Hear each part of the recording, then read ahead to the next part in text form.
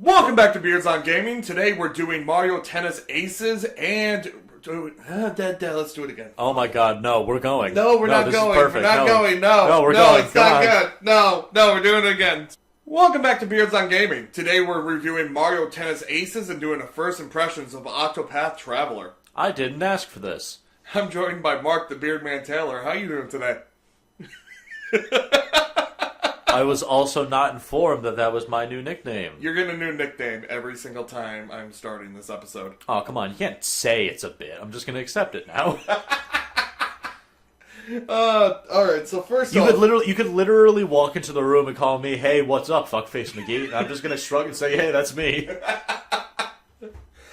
Alright, so today we're reviewing Mario Tennis Aces to start. Luigi's Big Dick Swinging Simulator and JRPG animes. Yes, and our Wario's Chode, whatever you're into.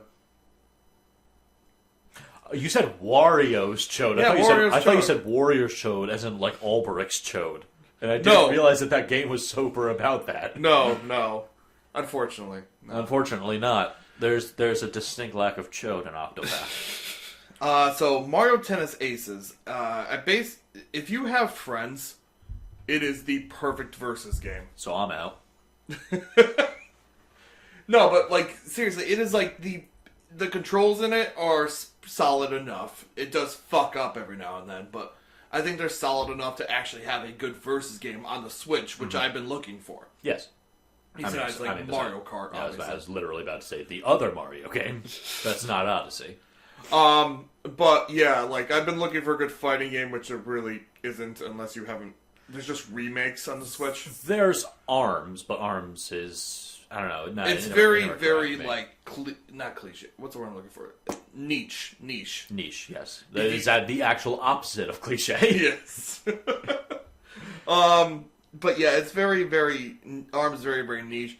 Tennis, for some reason, it just like it's perfect for like anyone. You can even play it like the old school like Wii mode. With the Wii Sports mode? Which, if you are going to play it like that, I don't know why you own a Switch. But you can. Hey, if you're going to take it over to your parents' house who loves that, it's the perfect mode to bust out. You don't do any of the Dragon Ball Z shit with the moves. You just swing the Wii mode. So, wait, what? The Dragon Ball Z moves. You know when they jump all over the fucking arena and fiery balls at each other? And hit them back with, what, key rackets? Yes, key rackets. Bowser literally turns his racket on fire, okay? It's, to do the functionally same thing as every other character. Yes, exactly. Including Waluigi's Slamboni technique. Yes. Waluigi's Slamboni technique! Hey, You'll never be in Smash! Yeah, go watch Donkey, everyone. Oh, I fucking love Donkey. Anyway, yes. Why does every single thing we do devolve into a Donkey advertisement? Because it's the best. We disagree with him about Octopath Traveler, but otherwise it's the best. Yes. Anyway, so Mario Aces is a solid two-player game. But here's where the anvil is about to be dropped, children. And the single player is fucking terrible. This is correct. The single player campaign makes some of the biggest mistakes I have ever seen, and I can't believe Nintendo would release something like that, honestly. And I am now absolutely certain that no matter what game they possibly release from here on in, there is going to be that one Zelda boss. The one with the fucking floating hands. And this time they just forgot the head. It's just the hands. Yes. It's basically to unlock the most fun arenas to play, you have to go through this terrible single player campaign. And it's just minigame after minigame after minigame. And if you don't like the minigames, fuck you. You have to beat every one to continue. There's very little, and the AI has a serious problem in which it seems that the AI is either entirely inept and misses every shot you take at it, or they're fucking gods who hit back everything with perfect star shots. There are actually minigames where you cannot let your opponent even touch the ball. It's fucking stupid. Well, time to bring out my drop shots. But yeah, you are a bitch with those drop shots. Mm-hmm. If I couldn't break your racket so easily, like I would have a hard time. You cannot fucking talk to me because we went for about 7 matches last night and you won all of them every time because I was don't too know early. How? Because I keep fucking up in ridiculous ways, but I just keep beating you. Well, because you both 2 times you accidentally picked the overpowered characters. I never touched Bowser before. I didn't know he was that good. Accidentally. Okay, Boo was on purpose because I just wanted to fuck with you. And the only reason I lost that one is because I hit the thing too early. Did you? Yeah, Yeah. That was a KO. I broke my racket because I am horrible at getting that time down. But no, the game is really fun. I have a lot of fun playing it. The end result is effectively what Dave said towards the beginning. If you have someone to play with, this is incredible. I'm sorry. Let me just get my thought out. Yeah, go ahead. If you have someone to play with, it is incredible. If you're going to be playing by yourself or even online, it's really not worth it. If you have parties, if you're gonna have a couch party with this, it's great. But if you don't really have something planned, if you don't have other people you're gonna play with in person, if you don't have friends, then this is not going to be for you. Another thing I also want to point out: there is no dual tournaments. There's no team tournaments. Like you have to do 1-on-1 for tournaments. There's only 3, and you cannot play them with other players. You have to play them single player, which just seems like every game now like has like a tournament mode where you can like play against computer players and have like a bunch of people play against each other. It just doesn't have that. It has 3 modes, and it's all against computers. It's all one player. There's no team tennis. Yes. Which just seems weird. I don't know why they did that. And I love this game. I love the base core of this game. It's perfect. I love playing this game with people. And I love Luigi's dick. But anyways, I hate everything that's single player about it. Feel free to cut that out. No. Keep that in. No, I mean, keep that in. I actually meant for other people to take that out and just post that over things. Yeah, just keep that in, right in, all the time. Dave, could you stop messing with the mic? No.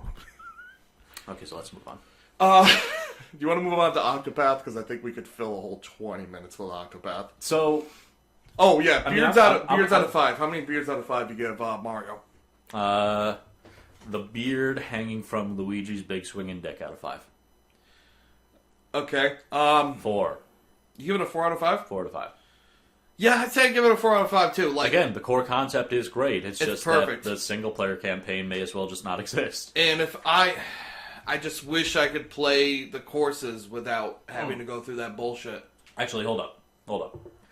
Now that the thought has struck me, it is a 3 out of 5, unless something is added in or taken out, or some patch is made. I don't think this is ever going to happen. In which all maps, characters, etc. can be unlocked without going through single player. Then it's a 4 out of 5. Yeah. I don't want to have to do this. I shouldn't have to slog through this. You may have convinced me down to a 3.5. You may have convinced me down to a 3.5. I'd say it's a 3 until that happens. I fucking love this game, but the single player is just a nightmare to play through. It's boring. I don't like playing it. It's worse than... It's not challenging. It's just boring. That's the problem with it. But on to better things. It's boring at best, frustrating at worst. On to Octopath, which is a love letter to anyone who loved old school JRPG games. More particularly, Final Fantasy. Yes, or Chrono Trigger, honestly. Or Final Fantasy. I fucking love Chrono Trigger, but it's not Chrono Trigger. Should I play that? Is that worth going back to play? Absolutely. I have never touched that. Then why did you compare it? Because it looks like Chrono Trigger. No, it doesn't. Okay, then yeah, clearly I need to go back and play that. I guess so. How about you shut the fuck up and sit the fuck down? I hear everyone loves it, but I've never touched it before. It is a very great game. Go back. We're not talking about that right now. We're talking about Octopath. We're talking about a game that is not like Chrono Trigger at all. This is despite what Dave says. This is first impressions of Octopath because neither one of us has finished it yet. God no. I'm in the middle of Chapter 2 with everyone. You are in the middle of Chapter 1 with everyone. Well, yes, because, I have other shit to do, David. Well, yeah, but we're doing a show, so I was going through it. I know.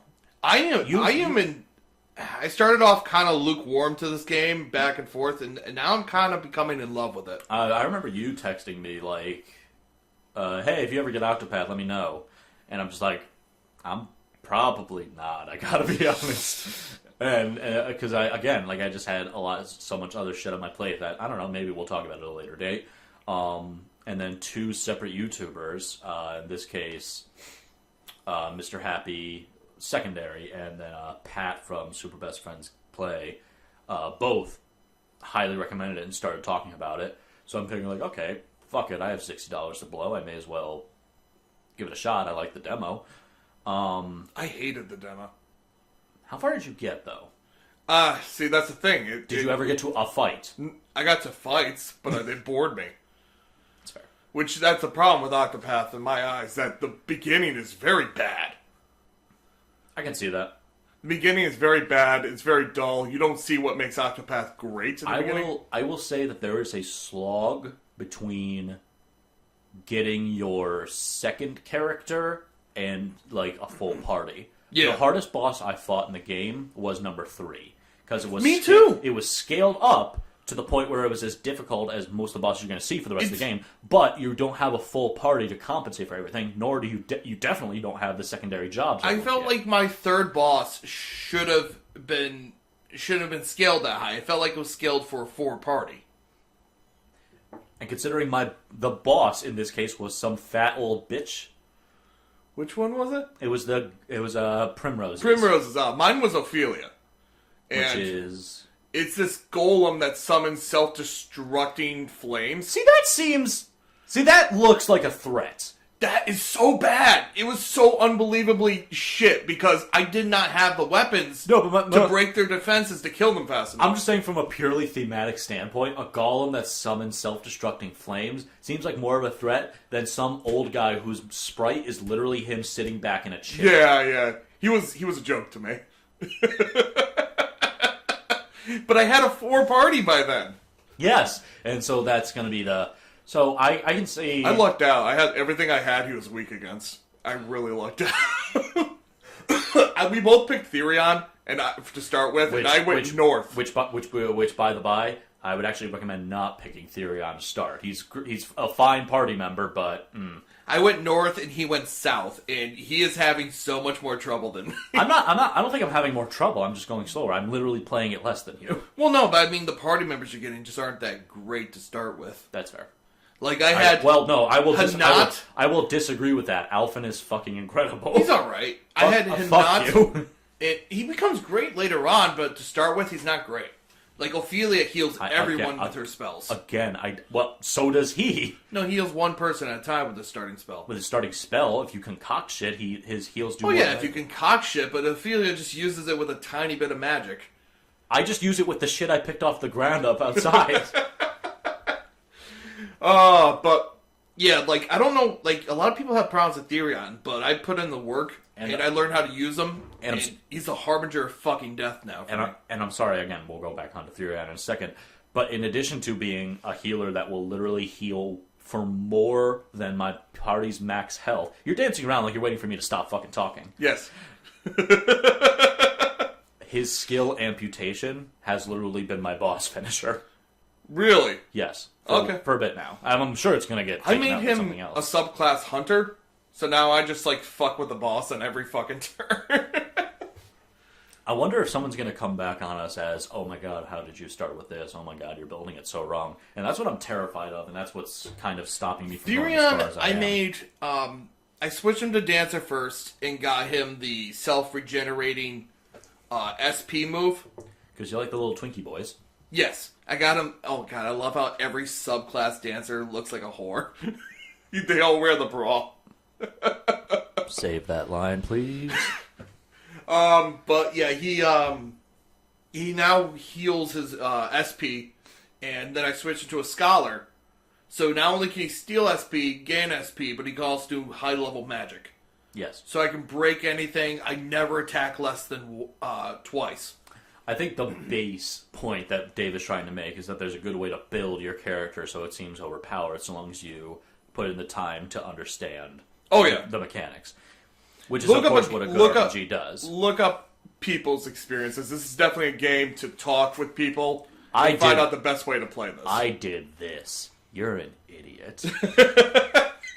Yeah. Don't feel ashamed if you screw up a little bit, because everything just costs JP, and you're always going to get more JP. Because no matter what anyone says... Actually, that is a good point. That is something very... And I think that's actually what is keeping me from... How do I put this? If you have something to say, go ahead, because it's going to take me a second to... Yeah, that's fine. So, everything you do is going to get you, equipable skills. So, it's a good idea to start off as one class, buy a couple skills with the JP you earned, and then equip that skill, and then switch to another class until you have the perfect character you have in mind. So, I think the main thing that turns me off of RPGs similar to this, that have a lot of customizability in parties and abilities and customization, is anytime at some point it's I get cordoned off by being forced to make a choice, especially early on, that will define my characters. There is kind of, you obviously have to choose more or less who your starting party is, and you kind of can get screwed over on that, as we were saying before. Why would you make a mage or a cleric the base of your party? I don't have a fucking clue, but it's fine. But, as Dave was saying, there's no way to absolutely fuck yourself. It up. There's always going to be a way. Even if you do the absolute worst fucking decisions in the world, you will always get plenty of opportunity. Nothing stops anyone from gaining XP. There's always going to be more XP to be had, and you will never stop earning job points, so you can get everything and just trade things out in between battles. Yeah, the game is very forgiving with skills. It's unforgiving with boss fights. It's very unforgiving with boss fights. Oh, my tits. But as far as skills goes, it's very forgiving. It allows you to do what you want to do. If you want to completely break the fucking game, you can do that. My criticism would be, so far, is for all the emphasis they're putting on... The game is called Octopath. What's that mean, children? 8 paths. The whole point is that there's 8 main characters. It's the weakest part of the game. It is easily... Let's talk about this. This is the weakest part of the game. Yeah. The whole emphasis is on this group of people, none of which... Technically, your main character is the person you started with. Yeah. And you're stuck with that person in your party until you beat his story. Yes. Or her. Oh, well, yes. And so it's effectively... weirdly enough, it's the only time you'll see their artwork for a while, is when you start the intro, there is no restriction on who you can start with. I'd recommend against starting with a mage or a cleric, but fucking go right ahead. Actually, no. I'd recommend starting with Ophelia if you can stand her voice. So start with anyone but the cleric. No, seriously, I would start with the cleric. Start with anyone but the cleric. I strongly disagree, because I always have a cleric in my party. You said if we could stand her voice. That was the joke I was going for. Oh, okay, yeah. Okay. Well, then start with Alphen if you want. Jesus fuck. Hey, start with Josuke or Brady Josuke. or that character. No, I mean the traditional Japanese delinquent with really weird hair, who nevertheless is a nice guy whose main thing is to heal. If I had to go back that character and pick a new character to start with, I would either start with Ophelia or Alphen. I would either do Alphen or Ulbrich. Ulbrich seems like a good Why rock. Ulbrich? Because Warrior seems like a good rock to start with. Yeah, but then you're stuck with that Warrior. With Alphen, I will be keeping Ulbrich in my party for a fucking while. Yeah, but you're going to need to switch to Hanat at some point, and it's just going to be having 2 tanks in your party. Why do I have to... Oh, well, yeah, because story mode. But no, I can kind of build her... Alphen and Ophelia, I believe, are different enough where they could... If I had Ophelia in my party and Alphen, I wouldn't use Alphen as a healer. So, okay. So the only reason I wouldn't start as Ulbrich is because I would have to go through... I guess I wouldn't have to go through 2 more people. I would essentially just beeline and skip over one person. But I wouldn't be directly next to a healer. If I had to replay it, I probably would start with Ophelia, to be completely 100% honest. I'd get her shit out of the way as quickly as I fucking could, and I'd just have a healer in my party. That's fine. I mean, I wouldn't... Again, I would probably flip... As I said, I'd flip a coin between Alphen and Ulbrich. Okay. Yeah. But as we were about to say, the weakest part is... It's for all the emphasis it puts on these 8 characters, no one's really the main character. They all have their own thing. No one... You get, like, little weird tiny cutscenes when they talk to each other, and it's really not that much. And the other 3... Well, no, I was about to say, during the cutscenes on the party map, the other 3 seem to disappear. They do. And there's just I'm far ahead of you, and I tell you, they add nothing to the story. There's occasional bits of moments here where, it's very easy to miss if you don't miss if you miss the tiny prompt at the top that says press start to hear a conversation. Hey, remember how BioWare just let that happen and just let conversations happen when you were walking around? Yeah, that doesn't happen. Yeah, that doesn't happen. You have to prompt it if you want to hear stuff. So it's effectively like you're constantly playing as one person and everyone else is your stand. Yeah. It's the one thing I don't like about it, but there's just so much good going for the game. That I just can't be mad at that for too long. Now, granted, while the interactions between the characters are minor, yeah, the actual characters themselves I like. Oh yeah, definitely. I think Alphen is. I'll make a joke about that character being a little bit more prevalent now than Alphen's fucking character, but I love that character and I like how they're doing it. Therion and Ulbrich are a little generic in their own ways. Therion doesn't fit in with any other member of the party he's with. Well, no, because he doesn't have a party. He has stands. Well, not just that. Not just that. I mean, he fucking steals everything. Like, literally everyone in the party is an honorable person, except him. No one. Well, in your party, maybe. It's literally split up into. There's the 4 noble guys, the 4 rogues. I mean, no, not really. No, everyone's honorable and has a sense of duty, except the nobles seem even to... Primrose has a sense of duty to avenge her father. But even then, she's willing to murder her way up to the top to do it. Oh yeah, definitely. Her quest is literally a quest for revenge. I don't know how that's supposed to be noble. I love taking Ulbrich and making him the biggest dick in the world. Challenge everyone. I found someone along the road who's like, a snake bit me and I have a leg injury. In the desert. Middle of the desert. He's like, 2 arms. 2 arms! But I have an injury! So that's kind of the crux. He took 2 hits from me. Is the path actions that are similar but different between each other. But so the point kind of is that the noble path will almost always work but has things to come along with it. Tressa can acquire items, but there's shit that's A, not for sale, and B, she has to pay money for it. Duh. But Therion can steal shit. Tressa's... Yeah, path action. Everyone gets path actions, which they could do things with NPCs. Tressa can buy shit, but Therion can just steal it, making Tressa absolutely fucking worthless. Except Therion has a chance to steal, which may not be necessarily high, and there doesn't seem to be a way to level it up. You know how to get around that? How? You save it, you and do it 5 times, okay, man. and then you reload. You just reloaded that save about 10 times for some fucking healing grapes. Hey, listen, it's the best dagger I have right now. Yeah, that's pretty fair. I'm getting this fucking dagger. Fuck you, game. There also seems to be Primrose and Ophelia have a similar thing of summoning NPCs into fight. They do. But Ophelia can only do it to certain people, but it will always succeed. Primrose can do it to anyone, but there's no guarantee it'll succeed. Yes, and I honestly get my best people with Ophelia. Because they are just there. Yeah, I don't have to risk anything. Like, I always I don't want to risk it. But honestly, the prices are never too bad. I just to pay to pay the bar. Yes, that is also true. The whole point seems to be there's the noble version, which will always succeed, but can only be used on certain people and has certain things. Or the rogue path will always succeed, but you'll hurt your reputation if you fail. Yeah, it's the versus Ulbrich, quote unquote, honorably challenging people. Versus Hanat's literally throwing your beast at literally throwing her jaguar at someone and saying, "Man, you suck." By the way, I found out it's anyone in front of a door, that's basically a challenge. Beat them, go in the house, steal their shit. Honorable knight. It's the difference between Ophelia trying to guide these people as a cleric, as an actual preacher, upon whatever they need to do. Help me in my holy mission by taking my hits from me.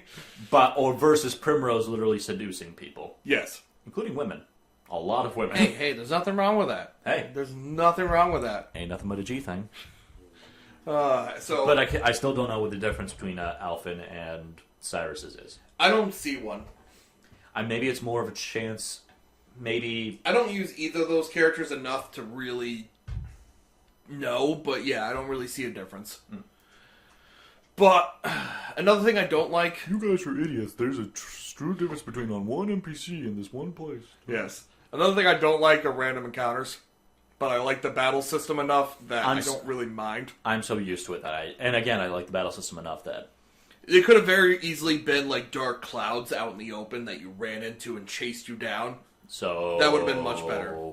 Pokemon is what you want. No, Pokemon is tall grass. Literally everything in Octopath Traveler is tall grass. Okay, so you're saying... Okay, so when you said dark clouds, you mean as in something representing enemies on the map? Instead of... Okay. And then, like, I thought they meant like dark clouds. What you could have did was you could have had like dark figures and then have different colored like fucking eyes or some shit to tell you how hard they would be to fight. This light pink eye is level 1. Yeah. This dark red eye is level 99. Like dark red could be like a rare enemy, and you go after it. Are you going to be able to see that 1-to-1, like at the spur of the moment? What are you talking about? Never mind. Okay. But anyway, yeah, like, I think it could have been handled better, but the battle system, I fucking love the battle system. It is great. Every enemy has weaknesses and a certain amount of shields. You hit their weaknesses enough, they break their shields and take extra damage. It is great. It's very familiar enough to people who have played JRPGs before, especially under this turn-based random encounter structure, that it will be familiar, but it also does enough new that it feels interesting to use. If you have, like, if you're having trouble with a boss, just go back to town, which, by the way, fast travel is amazing. You can fast travel anywhere. Yay! If you're in the middle of a dungeon, you just fast travel back to the town. I love that. Yes. That's great. And I love being able to skip scenes if I'm having trouble with a boss fight. You have no idea how many games I've played, especially JRPGs, where I could not skip scenes. I gotta be honest, though, I have not had a problem with the boss yet. When you have a problem with the boss... No, I know exactly what you're saying, and I greatly appreciate that. I've just never had that issue. It's amazing. I love it so much. Ophelia's boss, I used it for that, like, every time. But just go back to town, switch out your party once you know what they're weak to, and then just demolish them. You could stop them from making, like, 2 whole turns if you play it right. Yeah. Throw a leg trap on them and fucking just demolish their weaknesses so they cannot attack. By the by, every single boss has a thing where it's like, oh, he grins and he swings his blade, or oh, he does a blah blah blah blah, and they start glowing dark. So what I initially thought that was defend. You can either heal up and defend, or you could just go crazy to break their guard. The recommended strategy is if you plan your turns out, because the turns are very clear in the top. Yeah. If you think at all, assume every attack hits, because that's more or less the case unless someone gets an accuracy debuff. Therion gets hit 50% of the time. I love my Therion. No, so fucking good. Assume every attack will hit, because dodging, accuracy, it's not really a problem unless someone has a serious debuff. If you think you can break them. If you don't, you're kind of fucked either way. I will break you. Oh, there is a strategy to not breaking them on a turn. I'm waiting. Oh, I will defend a turn if I know I can stop 2 attacks instead of stopping 1. Or if I can get an extra boost the next turn if I break them on this turn. It's all strategy. You'll get the hang of it. You'll find out what works best. And you want to do the most amount of damage and save your boosting for when they're broken, not to break them. Boosting works best when they're broken. I would say boosting works best to break them at the beginning of a fight. At the end of a fight, as you start to... I'd highly disagree. I mean, we could differ in opinion here, but I will strongly say boost when they're broken. Okay. I will break them slowly. I think there's a different instance of... Now, it would be a different thing if spells could hit multiple times by being boosted, like attacks do, but... Spells can be boosted. I know, but it's just to boost their damage, not the times they hit. Well, that's what I do. Like, for Ophelia, I always boost her light single attack. When they're broken, it does a shit ton of damage. Right, but what I'm saying is, if I have a person who is weak to daggers and weak to fire. If I boost my daggers, I can break him. Definitely boost your dagger. Yeah. If I boost my fire, it just damages him by 1. It deals more damage though. Mm-hmm. But I want to break him. Anyway. We're almost done. Thanks for joining us. Yeah. Okay, calm. Actually, do a proper send off. We love you.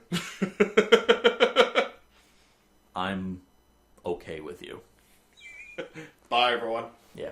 Get this game. It's pretty good. Give it a shot. Go play Octopath if you like RPGs. If you have friends to play with, go get Mario Tennis. When one of us finishes it, we'll give a full review.